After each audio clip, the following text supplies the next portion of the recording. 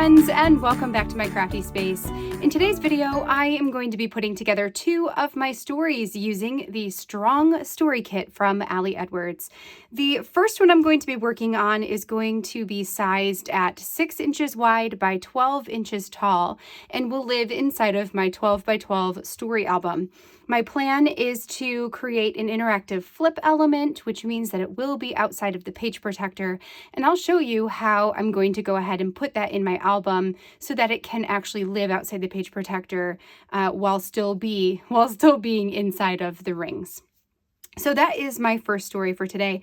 And then my second one is a 6x8 story that is going to go inside of Isabella's story album about being fearless. So I'm really excited to jump into both of these today. And I guess without further ado, let's go ahead and get started. All right, friends, so we're going to start by working on the 6x12 spread that I am titling Stronger Together. So for this one, what I did is I took one of the original 6x4 journaling cards that just had the rainbow diagonal stripe on it, and I cut off a piece that is 1 inch wide. So it's 6 inches by 1 inch, and that's going to serve as a separation in between where I'm going to add my photo and the Stronger Together title, and then the journaling underneath. So I left room when I was working on this spread so that I could add in all 8 of those pleather hearts, which are amazing. I absolutely love those, and I really, really hope that Ali makes more of these for the future.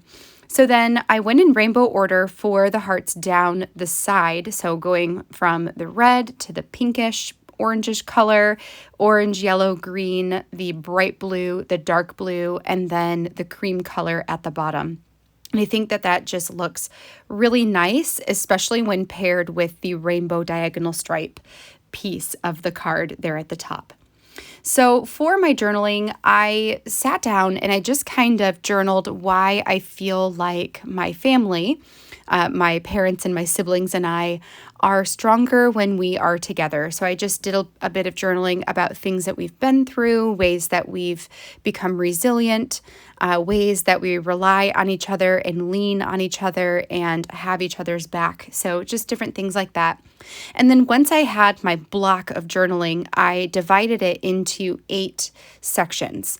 So originally, this was all just one big piece of journaling, and I could have left it like that, but I like the idea of being able to read it in snippets by having it bulleted. But you can just go from top to bottom and read it as though it were just one big block. So I added all of those hearts there. I also put some adhesive onto the back of the stripe pattern and put that right above where those hearts are. And then I'm going to add in my flip up photo. So I thought that this would be a really fun way to add a photo and to add a photo that is a bit larger. So I printed my photo at 6 inches by 8 inches, and then I trimmed it in half. So I have 2 sections that are both 6 inches by 4 inches. I then grabbed a piece of just plain copy paper. I trimmed it down to 2 inches by 6 inches and then folded it in half. So then I've got 2 1 inch by 6 inch sections, if that makes sense. So this is going to become a hinge. I put some adhesive on it and then stuck it right at the top of this 6x8 spread. So then I can open it up and go ahead and put the bottom part of my photo onto the 6x8 spread, just adhering it straight down.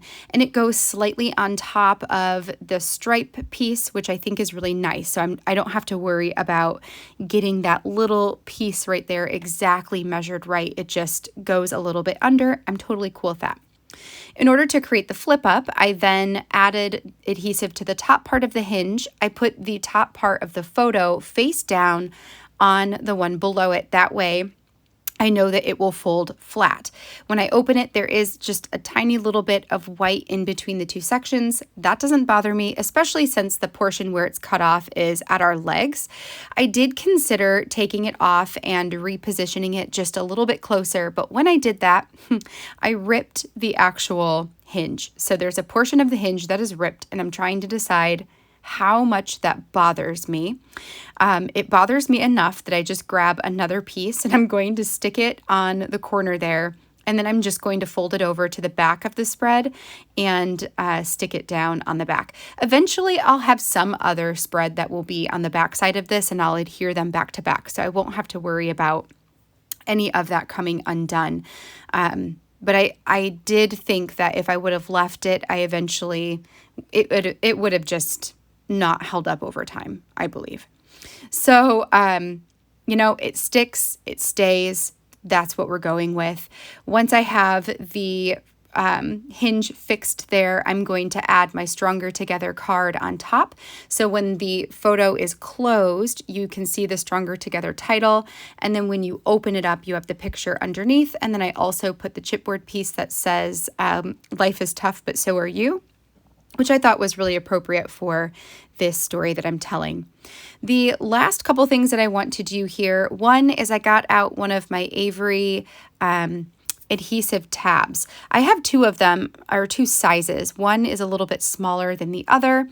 I decided to use a smaller one for this one just so it wouldn't take up a whole bunch of space.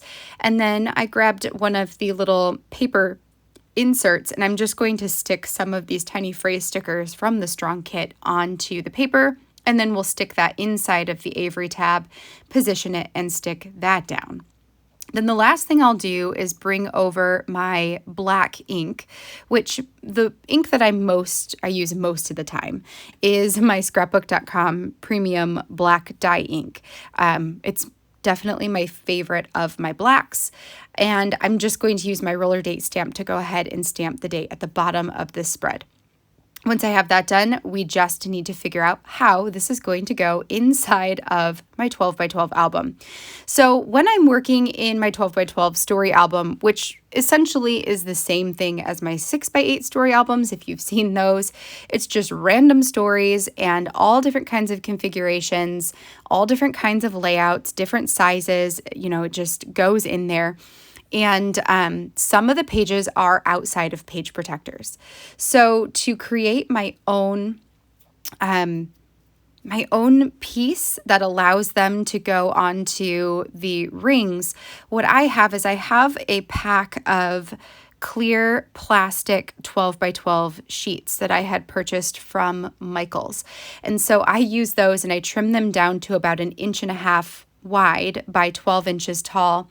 I will stick a strip of double-sided adhesive or score tape right down on the edge, line that up on my cutting mat, which I just use some washi so it stays in place, and then I will stick down my spread right on top of the score tape. So then all I have to do is bring over a 12 by 12 page protector, make some marks where I want to hole punch them, and then I will hole punch it with my Power Punch, which I prefer Power Punch because it punches through lots of different materials like plastic, which can be a little difficult or a little more difficult for just your average hole puncher. I also use a slick writer pen when I am drawing on the plastic so that it doesn't smear. It just stays right on there. And then I did recognize once I brought over my page protector there that I made my my plastic piece, just a little bit too wide. So I trimmed off a tiny bit of that, and then we'll hole punch it, and then this will be good to go. So this is just a fun way to be able to add interactive pieces into a larger album, since I just didn't want to add paper and have that be my hole punched piece. I prefer having it be plastic because it's a little bit heavier duty, and with the bigger pages that are heavier in general, I think it's just nice to have a little bit extra strength there. So that finishes up the 6 by 12 spread, and now we're going to move on to a 6 by 8 spread that's going to go into my daughter's story album. So the first thing I did was printed my journaling, which is a letter to my daughter about being fearless, and how, I hope that she can just kind of, be carefree and go through life with a little bit of fearlessness in her, and even when she feels the fear, to sometimes push forward, and how much growth can come from that. So that's pretty much what my letter says. I will have some images available on at the end of this video where you can pause and read it if you want, or there's always pictures over on Instagram with close-ups of all my journaling. So I trimmed off the 4-inch card there so that I have the Be Fearless title. And I also grabbed just that little piece of solid at the bottom. And then my journaling is printed on a 4x8 canvas. So all I had to do was adhere the Be Fearless to the top and the color at the bottom. And then it basically took that card and made it much bigger so I could add in more journaling than I could on the 4x4 card. For the photo, my photo is printed at 6x8, so I'm planning to put this into a page protector. I grabbed the 6x4 card that has all of those messy circles, and I thought it would be really fun to try and cut them apart in order to add them on top of the photo. This was something, I don't know if she did it with the actual physical card or if she did it with the digital card, but Morgan Beal did a spread using the messy circles like this, and I really loved the way that it looked. I thought it would be fun to try doing it with the physical cards and just see if I could get it to work. And it works fairly well. Like, I actually really like the way that this turns out. So don't be afraid to cut up your cards, even if some of the sentiments overlap each other. It's totally fine. You know, I don't even think anybody would look at it and be like, ooh, why is that yellow there in the middle of strong passion? Like, it's fine. So once I have them all cut apart, I'm going to use, I believe, 5. Yes, because there were 6 messy circles with sentiments in the middle. I'm going to use 5 of them because the strong hope one is just oriented in a way where it's more difficult to get it on the spread. So I'm going to set that piece to the side and maybe use it somewhere down the line. I could potentially fussy cut out the strong hope and use that on a spread. You know, we'll see. We'll see what happens over time. And then for the rest of them, I am layering them up around my daughter. So for this spread, I decided to go through some of my photos and find one of her being a little bit fearless, which she loves to climb the tree in our backyard. And I always take pictures of her when she climbs the tree. So I thought that was a great one of her climbing up the tree and being super brave up there. So that's what we did. And then, so I've got 5 of the circles from the journaling card. And then I also grabbed over the chipboard piece that says strong heart as well. So there's 2 strong hearts in here, which I don't care. That's totally fine. I like having the little bit of dimension there, and it's a darker orange, so it goes really well with the Be Fearless, title. So they're a little bit different colors, but I don't know. I just think color-wise, it all goes very nicely together. So I'm going to take that strong hope, put it to the side, and then the last thing I needed to do is figure out how to add my journaling inside of the 6x8 album. For this one, I am going to use pattern paper. I pulled out this piece, which is from Vicki Boutin, and I don't remember exactly what it's called, but I will make sure to link it in my description down below, which, by the way, if you're ever looking for any of the products that I use during my videos, I always try to link everything in the description. Sometimes I miss things, but for the most part, it should all be down there for you on any of the videos that I film. So I cut a piece that is about 1.5 inches by 8 inches tall. I added some adhesive.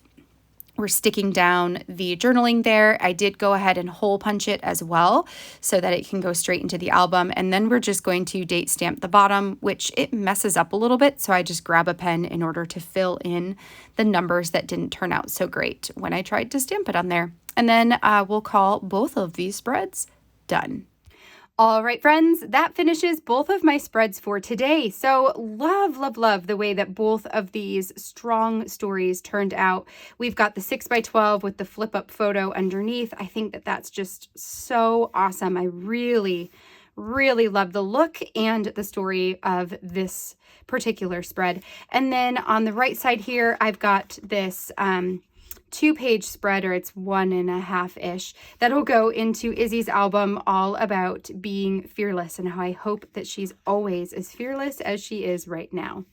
I hope that you enjoyed seeing how both of these spreads came together, and I have a lot more to come. I will say that this month I am running very short on time. So normally on Wednesday, I will be posting a blog post that will show you all of the remaining projects that I am creating with the Strong Story Kit. But I'm actually leaving to go on a vacation at the end of this week. So I don't quite have enough time to get all of those together in time to do a post for tomorrow. So instead, what I'm going to do for now is just postpone that. I will most likely still put up a blog post showing all of my spreads before they ever hit Instagram or YouTube, so you guys get the first look at all of them.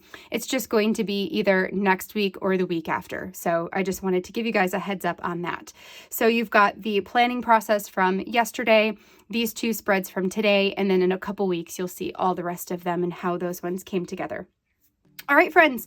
Well, I hope that you all have a wonderful rest of your week until next time, and I will then catch you all in the next video. Bye, you guys.